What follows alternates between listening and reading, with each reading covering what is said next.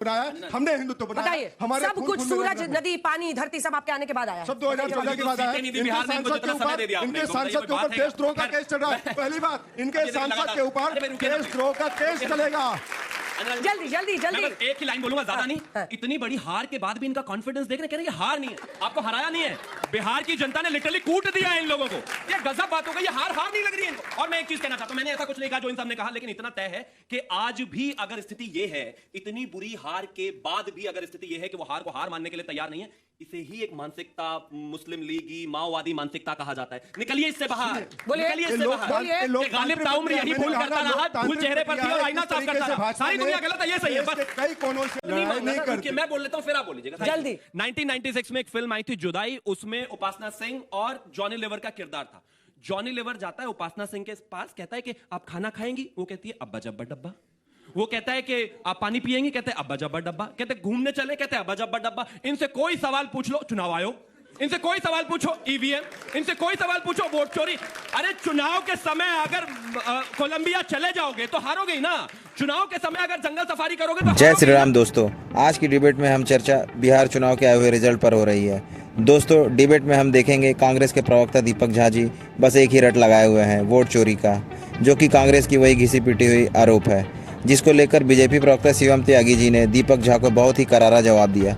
दोस्तों, आप लोग तो जानते ही हैं, अभी कुछ दिन पहले ही 14 नवंबर को बिहार चुनाव का रिजल्ट आया और एनडीए ने बहुत ही शानदार प्रदर्शन किया, जिसको लेकर विपक्ष अपनी हार बर्दाश्त नहीं कर पा रहा है और वोट चोरी का आरोप लगा रहा है। दोस्तों, वीडियो बहुत ही मज़ेदार होने वाली है, उम्मीद करता हूँ वीडियो आप लोग पूरा देखेंगे। दोस्तों, डिबेट से रिलेटेड आपकी कोई भी राय हो कमेंट बॉक्स में ज़रूर कमेंट करें। दोस्तों, वीडियो अगर अच्छी लगे तो वीडियो को एक लाइक कर दें। इसी तरह की डिबेट वीडियो देखने के लिए हमारे चैनल को सब्सक्राइब कर लें। तो आइए बिना देरी के हुए वीडियो को स्टार्ट करते हैं। तो चलिए शुरू करते हैं।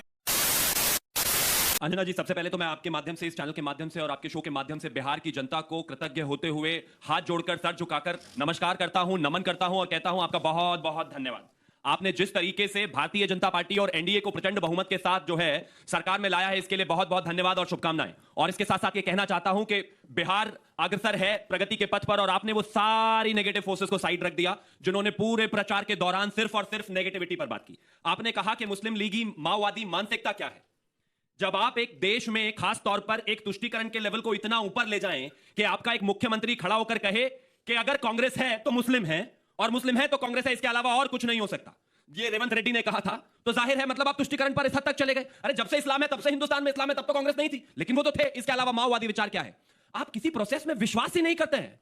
आप कहेंगे मौत का सौदागर, नेगेटिविटी, आप चुनाव हार जाएंगे। आप कहेंगे चौकीदार चोर है, नेगेटिविटी, आप चुनाव हार जाएंगे। आप कहेंगे वोट चोर, गद्दी चोर, छोड़, नेगेटिविटी, चुनाव हार जाएंगे। और चुनाव आयोग गलत है, ईवीएम गलत है, देश की संस्थाएं गलत है, आपसे कोई सवाल पूछ ले तो वो जर्नलिस्ट गलत है। ये माओवादी मानसिकता है। आप अगर इस देश के संस्थानों में, इस देश की जनता में, इस देश की हर एक व्यवस्था में अगर विश्वास नहीं करते हैं और वो माओवादी मानसिकता लेकर आगे जाते हैं, तो माफ कीजिए, बिहार की जनता ने पूरे तरीके से उसको रिजेक्ट कर दिया और बता दिया कि ये नेगेटिविटी इस देश में, बिहार में अब नहीं चलेगी। चलिए माइक उठाइए, हर संस्था पर प्रश्न खड़े कर देना। धूल चेहरे पर थी, आईना साफ करता रहा, ये हालत हो गई है क्या आपकी? जो आरोप पीएम ने लगाए हैं उस पर जवाब। देखिए अंजना जी, बिहार की जनता को बधाई।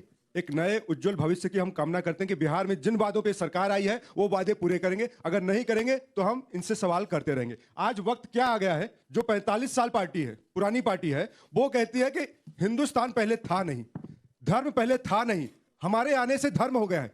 तो ऐसी जो परिकल्पना रची जा रही है वो भाजपा के द्वारा, तो क्या आप लोग ये मानने को तैयार है क्या हिंदू धर्म 45 साल पुराना है, या आरएसएस के आने के बाद हिंदू धर्म का उत्थान हुआ है?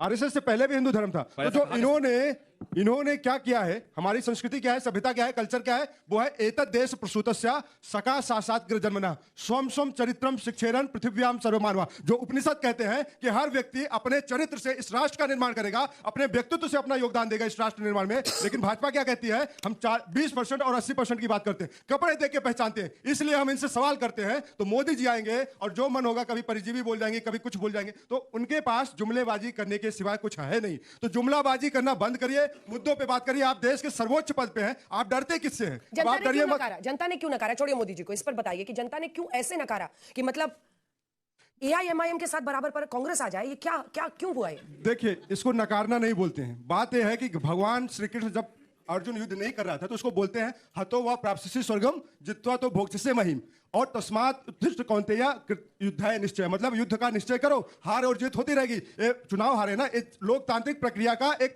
क्रम है, सतत प्रक्रिया चलने वाली है। अगर आज हम हारे हैं तो हम कई बार जीते भी हैं, बात इस पे हमें गुरूर नहीं है और दुख है, इस बात का आत्मचिंतन होगा, पार्टी के अंदर बात होगी। लेकिन आप 45 सालों का जवाब दीजिए। नरेंद्र मोदी जी बात क्या करते हैं 1947 की, कि 1947 से पहले कुछ नहीं था, 1947 से पहले नेहरू को हमने हिंदुत्व बनाया, हमारे सब कुछ, सूरज, नदी, पानी, धरती सब आपके आने के बाद आया, सब 2014 के बाद आया। इनके सांसद के ऊपर देशद्रोह का केस चल रहा है। पहली बात, इनके सांसद के ऊपर देशद्रोह का केस चलेगा। जल्दी जल्दी जल्दी, एक ही लाइन बोलूंगा, ज्यादा नहीं। इतनी बड़ी हार के बाद भी इनका कॉन्फिडेंस देख रहे, कह रहे ये हार नहीं है, आपको हराया नहीं है, बिहार की जनता ने लिटरली कूट दिया है इन लोगों को। ये गजब बात हो गई, ये हार नहीं लग रही है इनको। और मैं एक चीज कहना चाहता हूं, मैंने ऐसा कुछ नहीं कहा जो इन सब ने कहा, लेकिन इतना तय है कि आज भी अगर स्थिति ये है, इतनी बुरी हार के बाद भी अगर स्थिति ये है कि वो हार को हार मानने के लिए तैयार नहीं है, इसे ही एक मानसिकता, मुस्लिम लीगी, माओवादी मानसिकता कहा जाता है। निकलिए इससे बाहर, निकलिए इससे बाहर। गालिब ताउम्र यही भूल करता रहा, भूल चेहरे पर थी और आईना साफ करता रहा। सारी दुनिया गलत है, ये सही है बस। कई कोनों से सॉरी देखिए, देश के कई कोनों से इन्होंने ट्रेन चलाई और राकेश सिन्हा इनके सांसद थे, तो दिल्ली में 6 महीने पहले वोट देते हैं और 6 महीने बाद जाके बिहार में भी वोट डालते हैं। एक इनके सांसद दोनों उंगलियों में स्याही लगा के आते हैं, कहते हैं ह्यूमन एरर है। ह्यूमन एरर हो जाता है। देखिए, एक मिनट, इस देश का संविधान ऐसा अलाउ करता है कि आप 6 महीने में अपना वोट, हम आपको पूरा टाइम देते रहेंगे, आप सीट कितना भी लाए, ये वादा है मेरा आपसे। अंजना जी आपका गजब बेइज्जती है। छोटा मीडिया इसीलिए अपने इस्लाम के लिए माना जाता है। आपने एक फिल्म आई थी 1996 में जुदाई, वो देखी है क्या? नहीं, मैंने आप लोगों ने देखी है? भाजपा वाले फिल्म दिखाएंगे, भाजपा वाले फिल्म दिखाएंगे, अंजना जी फिल्म दिखाएंगे 2047 का सपना दिखा के आज वर्तमान शिवम त्यागी जी आप जीते हैं। अंजना जी थोड़ी तो मर्यादा रखिए भाई, बोलने हमको अच्छा ठीक है, हाँ लड़ाई नहीं करते, हम वोट नहीं मांगते, मैं बोल लेता हूँ फिर आप बोलिएगा जल्दी। 1996 में एक फिल्म आई थी जुदाई, उसमें उपासना सिंह और जॉनी लीवर का किरदार था। जॉनी लीवर जाता है उपासना सिंह के पास, कहता है कि आप खाना खाएंगी, वो कहती है अब्बा जब्बा डब्बा। वो कहता है कि आप पानी पिएंगे, कहते हैं अब्बा जब्बा डब्बा। कहते हैं घूमने चले, कहते हैं अब्बा जब्बा डब्बा। इनसे कोई सवाल पूछ लो, चुनाव आयोग, इनसे कोई सवाल पूछो ईवीएम, इनसे कोई सवाल पूछो वोट चोरी। अरे चुनाव के समय अगर कोलंबिया चले जाओगे तो हारोगे ही ना, चुनाव के समय अगर जंगल सफारी करोगे तो हारोगे ही ना। अगर एग्जाम के समय बंद करो, हाथ जोड़ के मैं घूमने चले जाओगे तो क्या होगा? बाकी लोग यहाँ झाल बजाने नहीं आए हैं, बाकी लोग झाल चाहिए, बस वोट चोरी। ऐसा नहीं है भाई। इनसे कोई सवाल पूछे, कहते हैं अच्छे दिन आएंगे 2047 में। आज रोजगार आप मांगोगे, बोलेंगे 2047 तक हम एक उन्नत भारत बनाएंगे। तो 2047 का सपना जो है वो झुंझुना है। एक शब्द है हमारे शास्त्रों में धर्मपरायण, दूसरा है धर्मांध।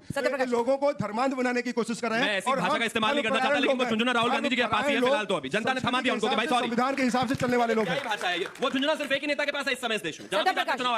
महंगाई काला धन मुस्लिम लीग की माओवादी कांग्रेस हो गई है, विभाजन हो जाएगा। और उनके मुखिया, उनके विपक्ष के नेता राहुल गांधी जी का जो लगातार बयान है वो नकारात्मक है।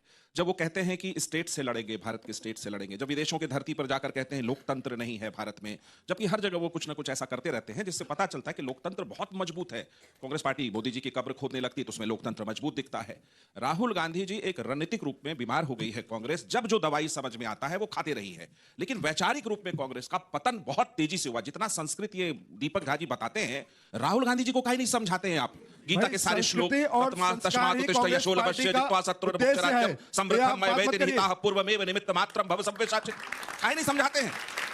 वहां मुझे लगता है, ये सब मंत्र पढ़ के धर्मांध बना रहे हैं आप जनता। मंत्र बिल्कुल अटल जी जब कहते हैं, अटल जी जब कहते हैं जिस पुण्य भूमि का कण-कण शंकर है, जहां गंगा हिमालय से निकलती है, उसकी हम पूजा और आराधना करते हैं, हमारी सभ्यता चीख कर दुनिया को कहती है कि 10,000 साल से पुरानी सभ्यता है, तो राहुल गांधी आकर के उसको ऐसे डबरू बजा करके नीचा दिखाएंगे। पावर पॉइंट आप भी सीख लीजिए और जाके गांव-गांव में पावर पॉइंट समझाइएगा वोट चोरी की। लगाइए थप्पड़ जनता वहीं पे जो वो कतार में खड़े होकर वोट देकर अपनी सरकार बनाती है, उस जनता को आप जाके बताते वोट चोरी हो गया। ये क्या तमाशा है? लोकतंत्र लोकतंत्र की अवधारणा को कांग्रेस पार्टी ने इस देश में कुचल दिया है, इसीलिए उसको माओवादी कहते हैं। आप चाहते आधे भारत के टुकड़े होंगे उसको आप जाते हैं संबोधित करने। आखिरी बार राहुल गांधी ने इस देश की मर्म को कब समझा मुझे नहीं मालूम। मुझे राहुल गांधी जी की चिंता नहीं है। सवाल ये है कि तेजस्वी राहुल सब परिवारवादी लोग हो गया सुबोध जी बोलिए बेहतर। लगातार जनता दल यू के प्रवक्ता ने कहा डूब जाओ मारेंगे, यही इनकी संस्कृति है। ये लगातार आप दोहा बोल रहे थे, लगातार आप कोट कर रहे थे। मैं यहाँ तुलसी का दोहा कोट कर देता हूँ, चलत चलत सब कहे थे न जाने बैकुंठ कहाँ है। जो कह रहे थे मेरे साथ चलो स्वर्ग में, उनको ही नहीं पता था स्वर्ग किधर है। और लगातार डीवीसी पॉलिटिक्स के मसीहा हैं नरेंद्र मोदी जी। कभी नक्सल, अर्बन नक्सल, और ये नया ये जो है परसेप्शन बनाने की जो इनकी गहरी साजिश है, संविधान के निर्माताओं के जो मूल्य हैं उससे इतर ये काम करते हैं। जो चक्र है, जो स्तंभ है, जो सम्राट अशोक का चक्र है, आइडिया ऑफ इंडिया है, उससे अलग हट के नरेंद्र मोदी जी काम करते हैं। हाँ, ये मैं जरूर मानता हूं कि बिहार के जनमानस ने जो वोट दिया है, कहीं ना कहीं हमें भी कोशिश करनी चाहिए थी। हम जिस परसेप्शन को तोड़ नहीं पाए, चाहे वो नरेंद्र मोदी जी के जितने भी स्ट्रक्चरल पॉलिसी थे, जितने भी फिस्कल पॉलिसीज थे, लगातार जो डेवलपमेंट की वो बात कर रहे थे, इस नैरेटिव को हम लेकर अगर हम सतह पे जाते, जो कि हमें जाना है, संघर्ष और संवाद ही मेरे साथ, संघर्ष और संवाद ही मेरे पास एक औजार है। आपके पास संस्थाएं हैं, आपके पास संस्थाएं हैं। संघर्ष और संवाद के माध्यम से आने वाला चुनाव में मैं आप लोगों को धराशायी करूंगा। ना मैं कभी हारा था, ना कभी मैं हारूंगा। आप जो है इस तरीके की राजनीति में आप मत आइए मिश्रा जी। आपका कोविड में क्या किया? 20 सामाजिक न्याय में 20 साल की राजनीति में बिहार में 70,000 हत्याएं हुई, 35,000 बलात्कार हुआ। 10,000 देने मतलब ओवैसी जी की 5 सीटें क्या आई देने का जो वादा है उसको नकारा है। आप एक क्रेडिबिलिटी और ट्रस्ट डेफिसिट से क्राइसिस, क्रेडिबिलिटी क्राइसिस और ट्रस्ट डेफिसिट से गुजर रहे हैं। उस बच्चे का जवाब तो दीजिए। देखिए, बात ये नहीं है, बात ये है कि हम आपको कहते हैं कि आप अपनी जिंदगी में क्या करेंगे, किस तरीके से जीना चाहते हैं, आपका अधिकार है। भाजपा के लोग, आरएसएस के लोग कहते हैं आप 10 बच्चे पैदा करो। नहीं वो रोड मैप पूछ रहा है बच्चा, समस्या भाजपा है। रोड मैप पूछ रहा है, रोड हाँ है ये समस्या, आपके पास उसका निदान क्या है ये पूछ रहा है वो। रोड मैप हमारे 3 बार में तो सवाल समझे आप अंजना जी, 3 बार रोड मैप जब हम घोषणा पत्र लॉन्च करते हैं, जब घोषणा पत्र जारी करते हैं, तो उसमें सारे के सारे रोड मैप तैयार किए जाते हैं कि प्राइवेट सेक्टर में, गवर्नमेंट सेक्टर में किस तरीके से जॉब क्रिएट करेंगे। तो पूरा का पूरा आपके सामने एक स्ट्रक्चर खड़ा किया जाता है, किस सेक्टर से, किस फील्ड से कितने बच्चे आएंगे, उनको कहां कहां प्लेसमेंट दिया जाएगा। और सारा का सारा मैं यहाँ पे 2 सेकंड में आपको नहीं बता सकता, उसको आपको पूरा रीड करना पड़ेगा। ठीक है, पूरा रीड करना पड़ेगा।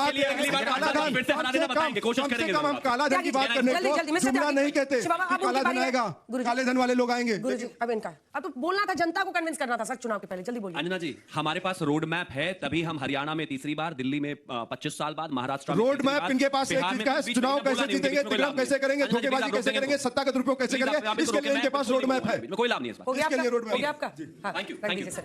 आप जवाब दीजिए। नहीं, लेकिन उस बच्चे ने ये भी बात कही कि नौकरी आज चाहिए। मैं एक चीज पर जवाब, एक बड़ा चैलेंज है आपकी सरकार के लिए। रोड मैप 2 करोड़ की नौकरी का वादा था। मेरा निवेदन है, तो जाहिर है हमारे पास रोड मैप है, तभी हम 14 से 19 से 24 जीते। इसके बाद हरियाणा में भी तीसरी बार जीते, महाराष्ट्र में भी तीसरी बार जीते, बिहार में 20 साल के बाद फिर से जीते, दिल्ली में 25 साल बाद आए। हम pro people, pro govern, pro development सरकार है, तभी हम यहां पर लगातार सरकार में आ रहे हैं। और एक और चीज कहना चाहता हूं, हमारे पास विजन है, तभी जनता हमें सपोर्ट कर रही है। और आज तक की ये वाली वीडियो तो बहुत ज्यादा वायरल जानी चाहिए। एक 18 साल से लेकर 25 साल तक के हर एक बच्चा जान गया है कि वोट चोरी में कुछ नहीं है। लेकिन आपका जो वो पार्टी का बच्चा है, वो समझ ही नहीं रहा है कि ये बिल्कुल बोगस क्लेम है, इसका कोई सेंस नहीं है। अब अंजना जी ने एक बात और कही कि फ्री बीज को लेकर, खासतौर पर महिलाओं के लिए जो पैसे, आप एक बात मानती हैं अंजना जी के आजादी के बाद और पहले से हमेशा से इस देश का जो 50% हिस्सा महिला है, वो कहीं ना कहीं उनको पीछे रखा गया, आप मानती हैं कि नहीं?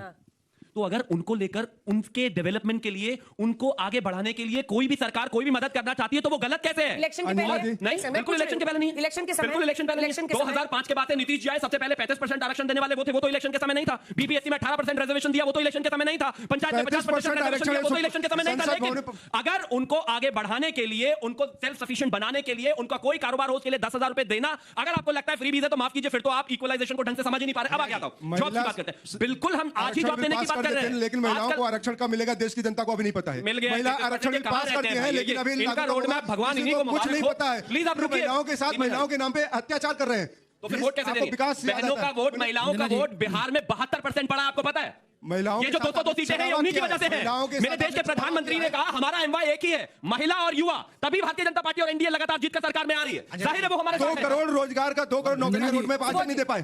अंजना जी, आप इससे तो ज्यादा ही सीट लाए हैं, बोलिए।